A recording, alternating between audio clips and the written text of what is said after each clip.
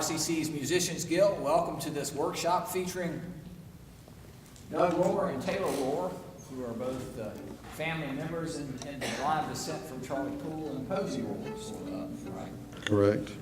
And great practitioners of the musical arts of Rockingham County. Today we're going to learn a little bit about the musical heritage of the county.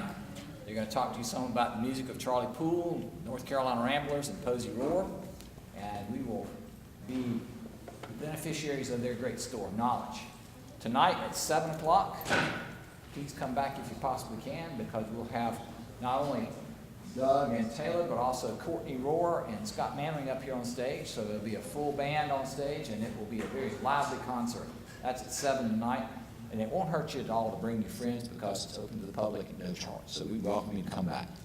All right, so now that we're here, I see folks coming in. Those are my students. There's a sign-in sheet on the back table. Please sign in. And remember to send me a note that you attended. All right. So, Doug, without further ado, I think I'll turn it over to you guys. Thank you.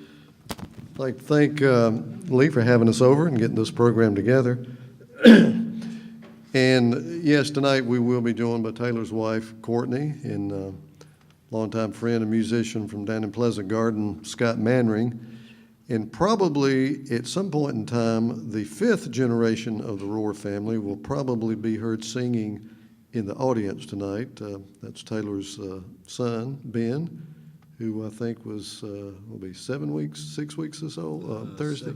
7 weeks old Thursday. And we're going to play a few tunes and talk a little bit about, just touch on some things about Charlie Poole and Posey Rorer, and then some of the other influences we've had that are from Rockingham County. I would like to say, everybody always asks me, why did Posey spell his name R-O-R-E-R and I spell my name R-O-R-R-E-R? Not sure, but my dad somehow or another incorporated an extra R, because all my dad's brothers and sisters spell their name R-O-R-E-R, but somehow Dad got an extra R in there, so it's the same spelling, same name, just a different version of it, I guess. I think it started off as R-O-H-R back in Germany, and we do welcome any questions. The only thing we ask, that any question you ask, please ask questions that we just ask questions that we know the answers to. If not, we may have to refer you to Wayne Seymour. Or you want to say something, or you want to take off? You want to play one? All right, let's. Yeah. Yes, boy. What are we doing? Mountain? Is that the first one? Yeah, we can try that. Whatever you got on your list. Yeah, we can try that.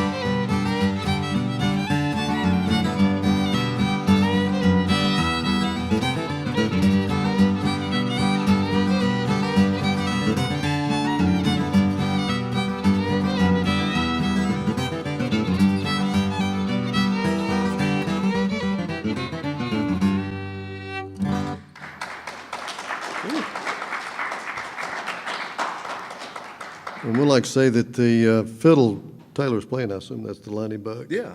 We refer to it as the, excuse me, the Lonnie Buck fiddle because it belonged to Lonnie Austin, who did a lot of recording with Charlie Poole and moved back to Eden in 1976, and we played a lot of music with him, and he gave that fiddle to Buck Easley, who was a good family friend that we all played together a lot, and at Buck's death, he left Taylor that fiddle, and actually left you about 5 fiddles, I think, and a mandolin, and Taylor also owns one of Posey's fiddles that he plays out occasionally, and I'll let you do a little Charlie Poole-isms. Well,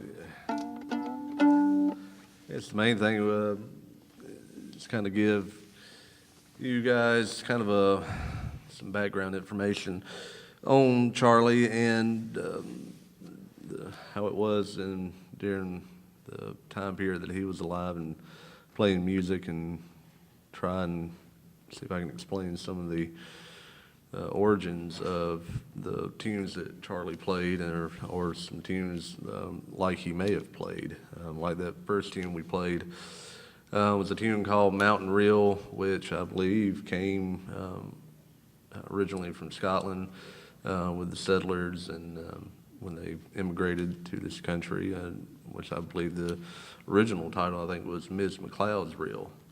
So it's interesting how the same tune can have, sometimes 4 or 5 different names. The folk process, because we were fortunate enough to travel to England and Scotland in 2001, 2003, and 2004, and of course, first time you played that song, we played it on BBC Scotland up in Glasgow with, and Archie Fisher was hosting the show, and first thing he said, "Oh, that's Miss McLeod's Reel," he recognized it right off, very familiar with it. Another tune we could do, it came from over there in England, Ireland, Scotland, try Soldier's Joy. All right.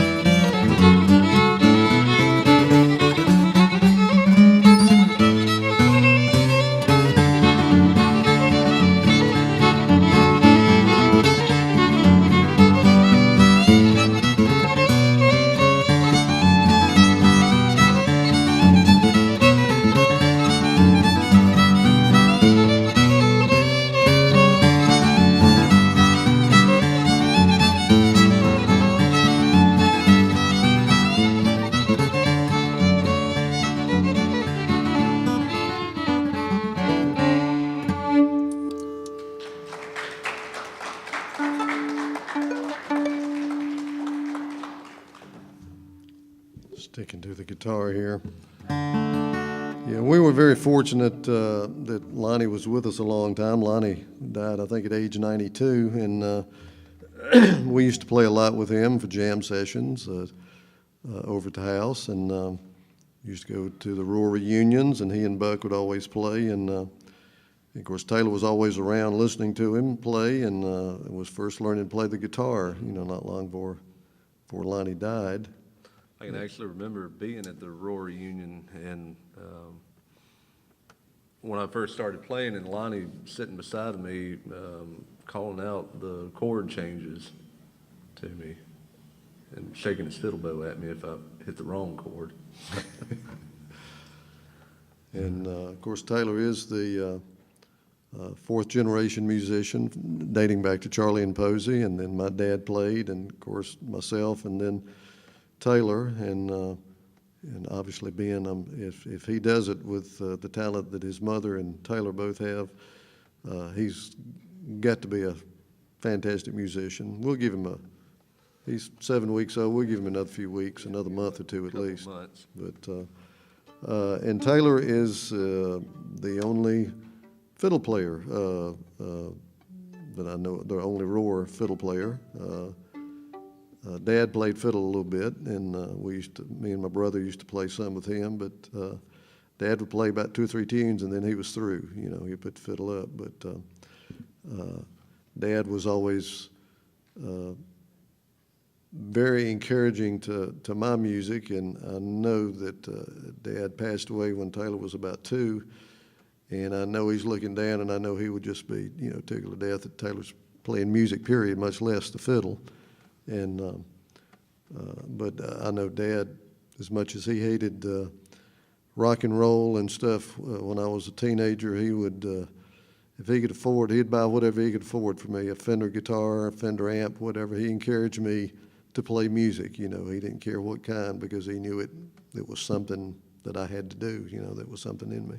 And I've tried to do the same thing for Taylor. He's one heck of an electric guitar player, and big fan of the Allman Brothers and a lot of the old, what I call the old classic musicians. And we actually have an electric band called the Calabash Blues Band that's had some local charts and on the radio in North and South Carolina. So Taylor's a well-rounded musician, and I think his special love, sort of like mine, is rooted in the old-time music. And Encourage you, if you guys have questions, just speak up, and we'll do our best to answer them. or we'll make something up. Or if we don't know the answer, we'll refer you.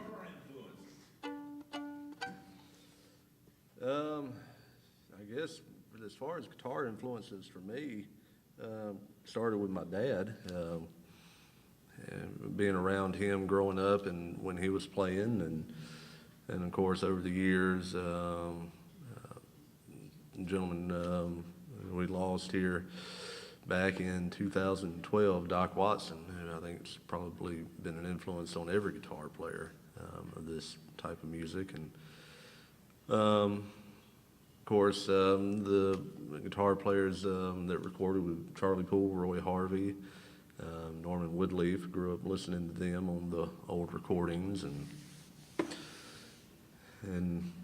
a gentleman who actually lives in this area, Tony Rice, I think, has probably been a major influence on probably every acoustic guitar player that's been around in the last 30 years, I would say. My influence is, pretty much the same. Growing up listening to Roy Harvey was one of my favorites, but was fortunate enough to get to play with Norman. Norman cut, I guess, the first 2 sides with Charlie and Posey. And, of course, Charlie had several different fiddle players, and from Posey to Lonnie to Odell Smith, and it seemed like with each evolution of the band, it got a little fancier and a little more polished, but obviously I'm a little prejudiced. Posey was my favorite, but he was more of just a straight-ahead, old-time mountain fiddler, dance fiddler. But I love Roy's guitar playing, but Norman Woodleaf's playing to me on some of those old records, and he played with Charlie and several other groups. And one of my favorite songs, which we'll probably try to do tonight, is Otto Wood the Bandit, and which was Kid Smith and singing, and Odell playing the fiddle, and Norman playing the guitar. And Norman just does some great, what I kind of call offbeat, purposely offbeat runs. He just was, to me, was kind of way ahead of his time. Now when I was a kid and he used to come over to the house and play, he was more into the Merle Travis and finger picking, and he was, excellent at that. And the fact, the first rock and roll band I ever played in when I was in middle school, the Discords, and that really that said a lot about our group, the Discords. But I remember going to Norman Sign Shop over there, I guess at Short Morgan Street, just in a stone's throw of the Charlie Poole, or not Charlie Poole Park, what is it, Governor Moorhead Park, but where they hold the Charlie Poole Festival. And Norman painted, our sign that, we stuck inside, on poster board that we stuck inside the drum head for the Discords. And actually, I've got some lights in my studio at home that came out of WLOE. And to my knowledge, they said on the air, and I was told that Norman painted, those glasses that slid in those little boxes, and I've got those at the house. Well, I've got one of them. I think I stepped on one and broke it, but and then Doc Watson, a North Carolinian, not from Rockingham County, but he was probably one of the first ones I heard actually do flat picking, doing a lead on the guitar on the old show Hootenanny. I was a wee kid when that was on. I was real young, but and then we found out he lived up, close to Appalachian, where my brother was in school, and I guess he was kind of the gateway to, the Clarence Whites and the Tony Rices and everybody that is just kind of shotgunned out from Doc. Although there were pickers before him, but he was one that kind of brought it to the forefront. And of course Norman Blake, and I've never tried to play a lot of Tony Rice stuff because it's way over my head, and Taylor can do it, but I love to hear Tony play, and I always loved his singing. And what you got next here? Oh, one fellow I left out, we'll play some stuff in a minute when he gets back on the fiddle, was a guy from Draper that to me was the king of the backup guitar players, a guy named Gene Meade, who died at probably in his 50s, I think, pretty early age. And he used to play with Clark Cassinger, the legendary West Virginia fiddle player, and they were even on the Today Show. I barely remember that. I don't know if it was Dave Garraway or whoever the host was then, but I remember getting up early that morning to see them play on TV, and I guess it was Wayne Hoosier, I think, playing banjo with them. But Gene was an incredible, backup guitar player, and I used to love to go watch him play, but I always had to stand off just out of eyesight because I couldn't stand for him to look at me because it just kind of burned a hole in me. I'm thinking, that's Gene Meade, and he's looking at me, But we'll do some stuff and get to Riley Puckett from Georgia, who I think was probably a big influence because Gene was sort of like on Riley Puckett on steroids, or they didn't play baseball, but anyway, what you got? We can try Wild Horse. This is a good one that Poole recorded, Wild Horse, or sometimes called Wild Horse at Stony Point, and it's also a tune. I know that I guess Doc recorded this. I know Tony recorded this.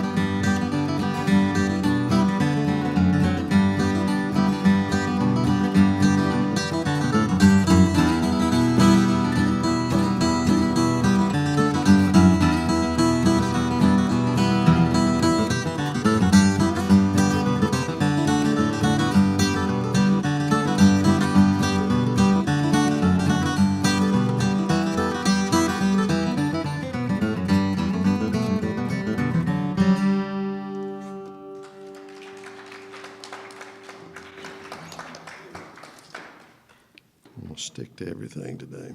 Let's see.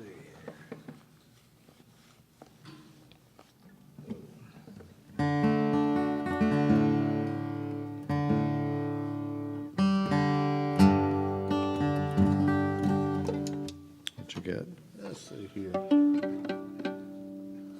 We'll try something like Milwaukee Blues or. All right. Good Poole tune, I think.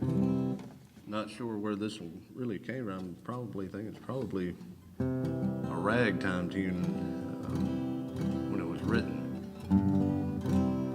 And railroad songs are very popular. Railroad train crashes, railroad wrecks. This is not one, but they were all very fashionable songs. Yeah, we can try it. Songs of murder, death, grief, and woe.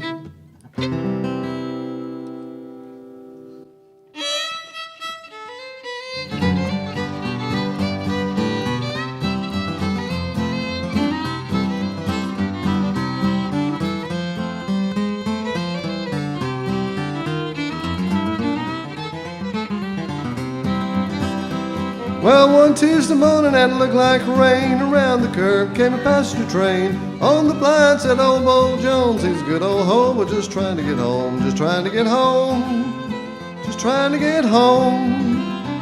He's a good old hobo, just trying to get home. Well, way down to Georgia on a tramp, the road's getting muddy and the leaves getting damp. Trying to catch a freight train to leave this town, 'cause we don't allow the hobos hanging around, hanging around, hanging around. Don't allow the hobos hanging around.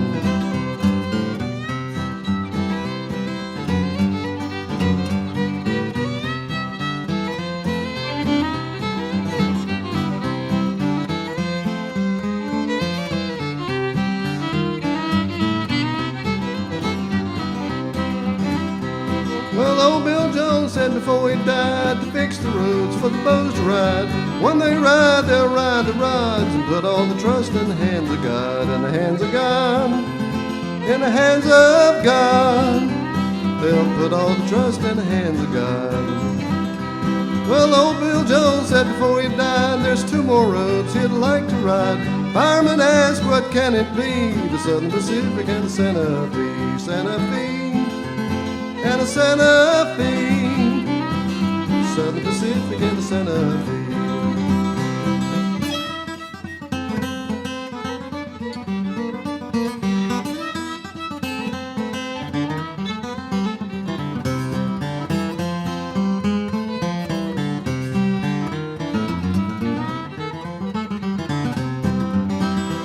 Well, old Bill Jones said before he died, there's two more drinks he'd like to try. Fireman asked, what can it be? A cold glass of water and a cup of tea, cup of tea, and a cup of tea. Cold glass of water and a cup of tea.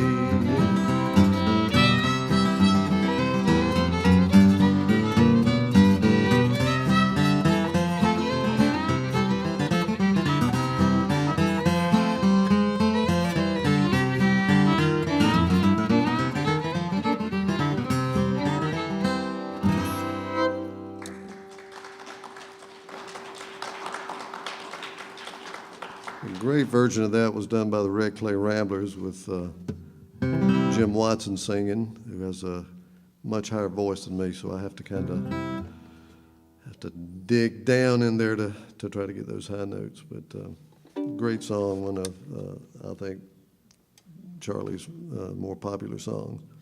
While we're on the subject of train songs, might as well, you want to try Bill Mason?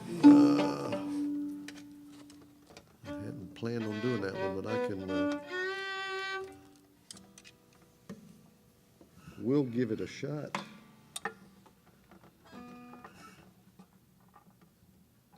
And I do not think. This is actually a train song that has a wreck, but it has a happy ending.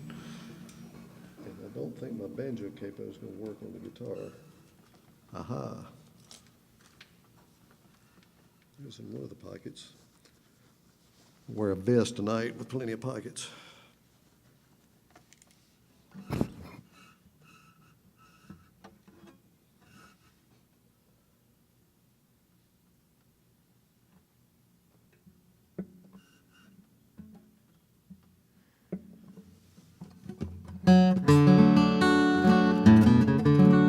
Bought one of those really nice capos that you can keep stuck up here, you know, and slide it up and down. I think they're made out of 18 karat gold or something. And it's a great capo. The only reason I don't use it is because I have no idea where it's at. It's in the house somewhere. I think I used it 2 or 3 times.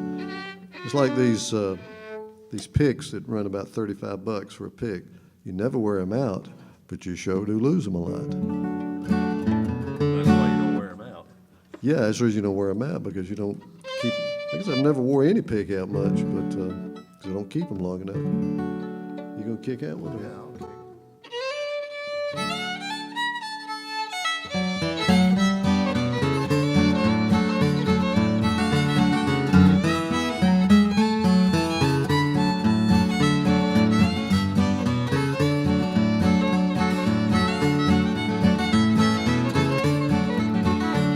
Bill Mason was an engineer, lived on the road all his life. I'll never forget the morning he married himself a wife.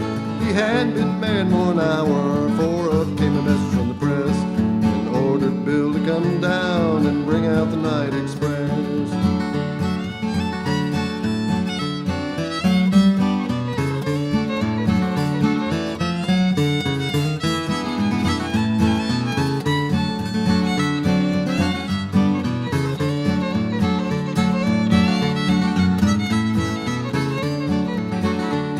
His Maggie sat by the window, waiting on the night express. And if she hadn't have done so, should have been a widow, I guess. There were some drunken rascals that came down from the ridge. They came down by the railroad and tore out a rail from the bridge.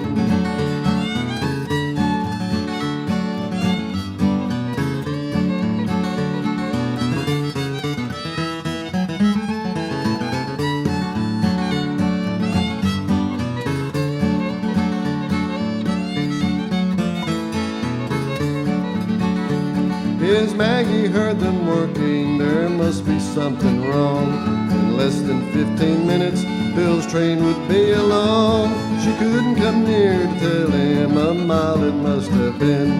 She just strapped up the lantern and headed for the bridge alone.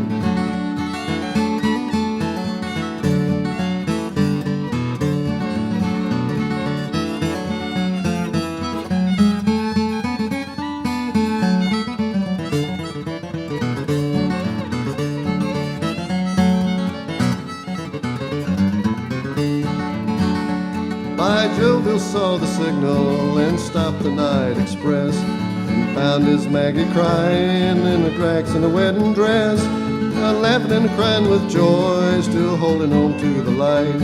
He came around the curve flying, Bill Mason's on time tonight.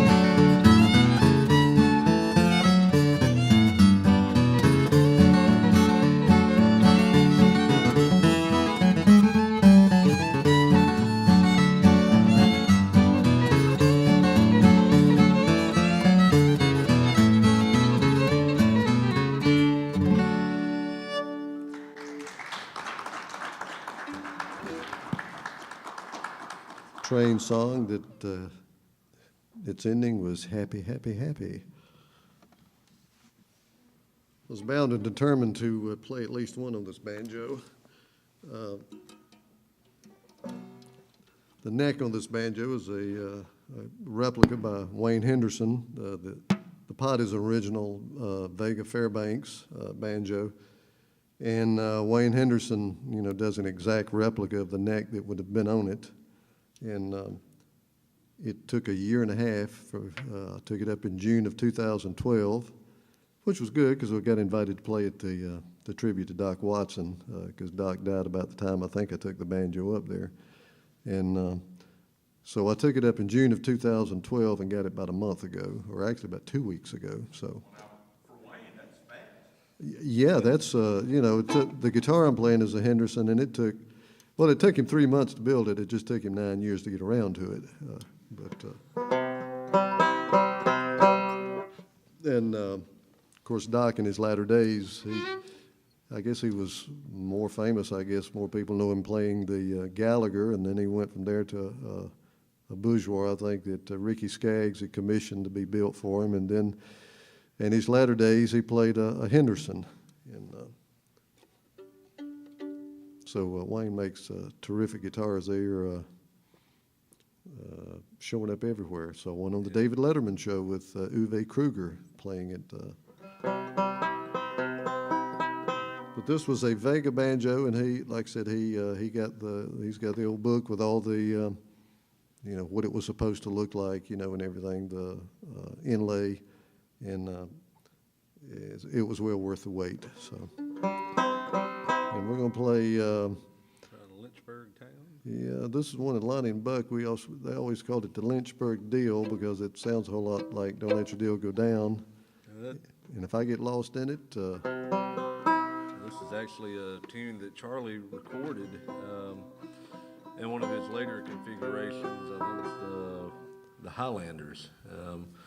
They made quite a few records. And one of the series of records they made was a skit that they called "Trip to New York," which I believe this song was actually part of that skit, I believe. Just come up on that elevator.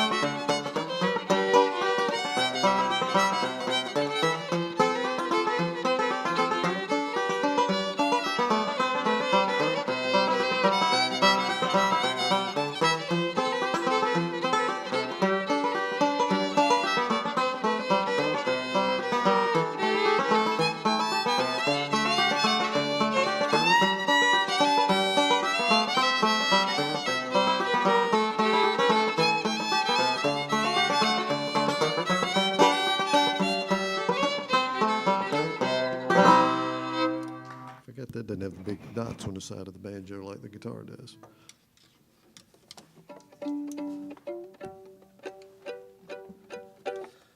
Since we're still on the subject of Charlie, I guess we might as well touch on the deal a little bit. I know we just kind of played part of it in Lynchburg Town, but might want to. Because this was his big seller. That's right. Sold to what, about 100,000 copies, which today would be, probably a big million seller, especially during that time, close I think during the 20s, if it sold 20,000 copies, it was considered a huge hit. So 100,000 copies was unheard of, probably for any record back then. So, I think he said he sold 100,000 copies and more than 500,000 Victrolas to play it in the whole country. well, It probably wore them out because they, I know a lot of people give Victrolas as the worst thing in the world. You could play a 78 ohm because it really wears them out. But they probably wore them out and bought another one.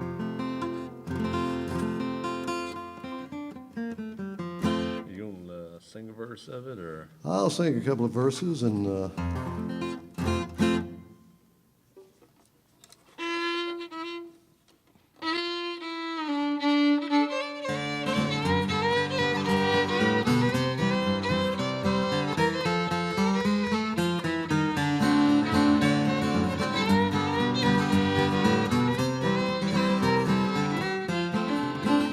Well, it's don't let your deal go down. Don't let your deal go down. Oh, honey, don't let your deal go down, Lord, Lord, till that last gold dollar is gone.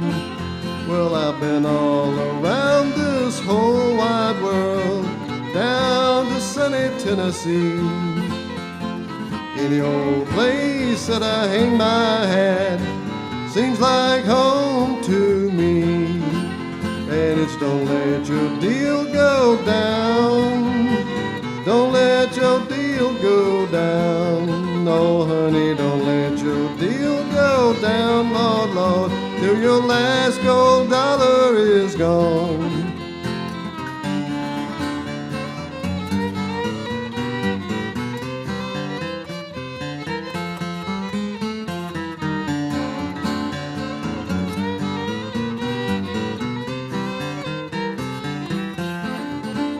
Well, last time I seen that gal of mine standing in the door, threw her arms around my neck and said, "Dad, don't you go no more." So, honey, don't let your deal go down. Don't let your deal go down. Oh, honey, don't let your deal go down, Lord, Lord, till your last gold dollar is gone.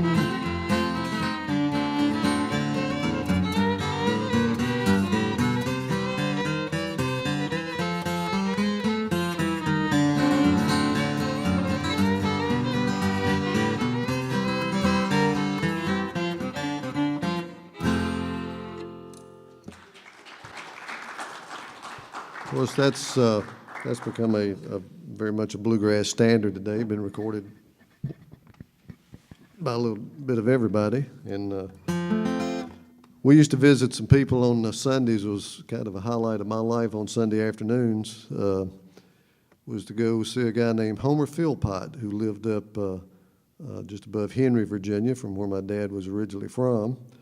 And a lot of these people we're talking about in Rockingham County, they maybe were not natives of Rockingham County, but they migrated here a lot because of the work and gravitated toward mill towns and stuff. But, and then I have this, I really can have the senior moments now because I'm becoming a senior. What was I talking about? Homer Philpott. Homer Philpott, geez. I get off on tangents. But Homer Philpott was this gentleman that lived up, like say, up around Henry, and it was just, it was like a history lesson just to go to his yard because he had, the old steam-driven sawmill things that were broke down over behind the barn. He had probably half a dozen A models that he drove till they fell apart, and then he just left them sitting in the yard, chickens roosting in them, and my dad's house that my dad was raised in was just way across the pasture. And I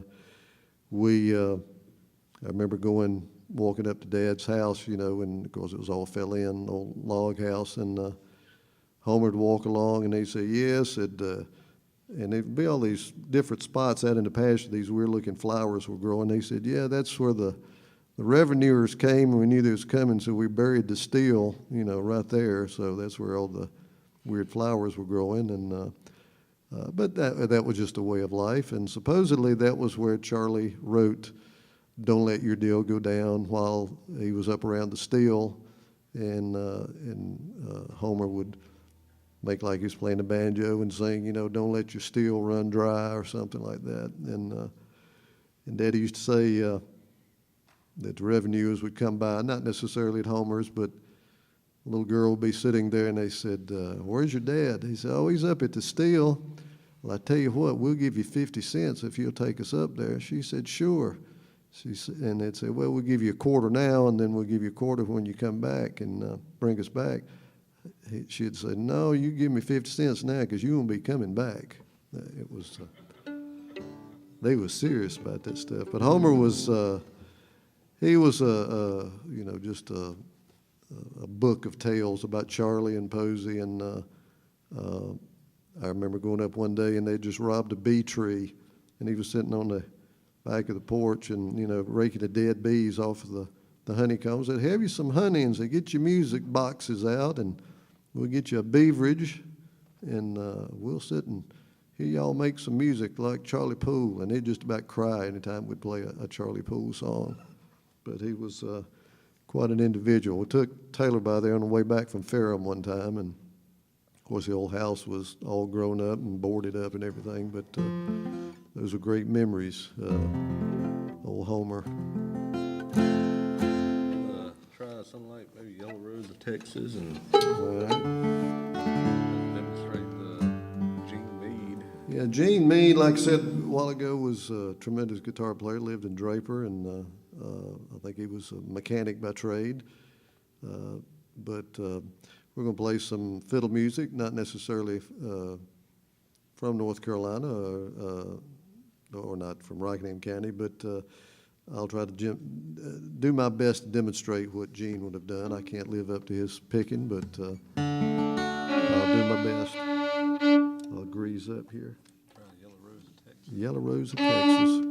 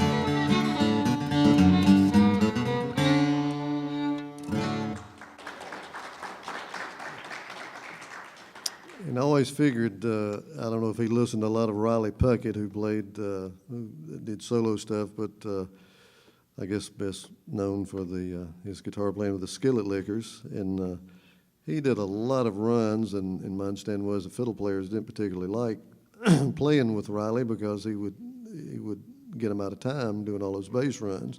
But that's what I loved about him. He would always kind of get out on a limb, but he'd always get back, you know. And Gene was the same way, you know, depending. He loved doing vibe. I mean, we're talking about Charlie Poole and Posey, Rorer, so that kind of goes without saying. But Gene was always one of those guys that if he was had a few drinks, he could really play.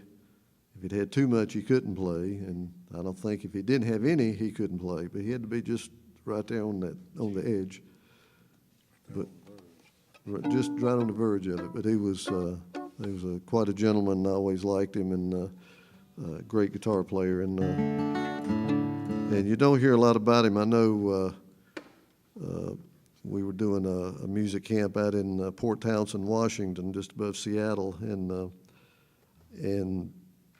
we played some stuff, and people heard my guitar playing, which was my versions of Riley and Gene Meade, and then never heard anybody play like that because nobody out on the West Coast, I guess, was that familiar with Gene, and they didn't make those kind of runs, you know. Of course, they didn't play with the bass, so, you know, I guess the guitar made up for the bass by making the bass runs. I think the gentleman said that probably Riley Puckett was the father of the bass guitar or something. Speaking of Riley, you want to try maybe something like Molly Put the Kettle On? Yeah, this is one I love to hear Taylor play, and Taylor's listened a lot to the great Kirk Sutphin from over at Walkertown, and Taylor, I think, does a great job on the fiddle, and we'll do Molly Put the Kettle On.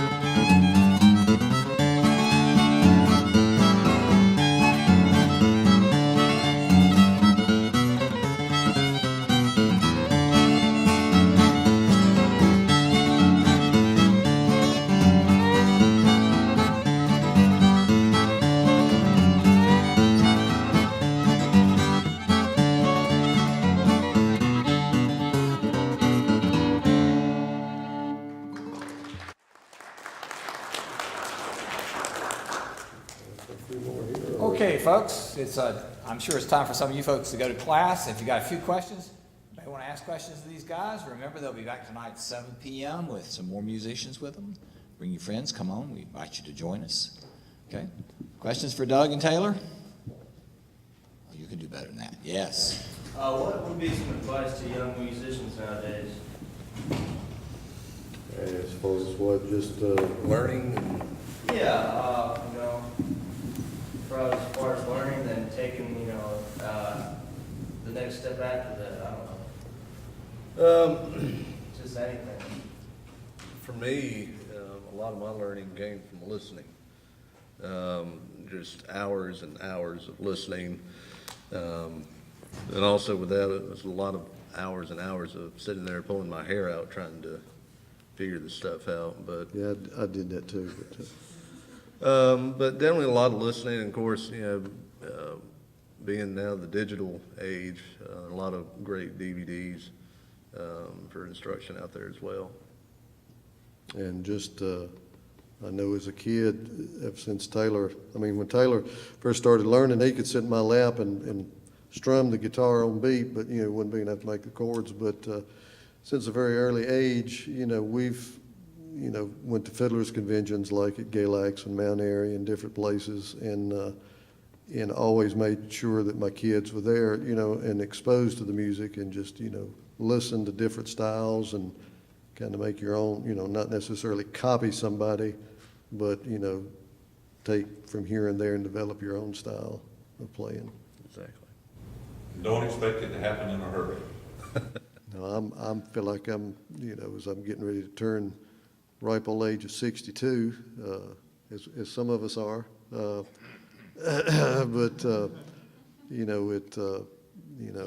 I have to relearn a lot of stuff, and then I hear stuff that I think, it's just never. It's like anything in educational or learning is never stop learning. That's right. Never stop searching, and don't lose that hunger for learning new things, musically or otherwise. Other questions? How about a big hand for Taylor Rorer and Doug Rorer? Thank you very much. Thank you. And thanks again to Lee for having us here.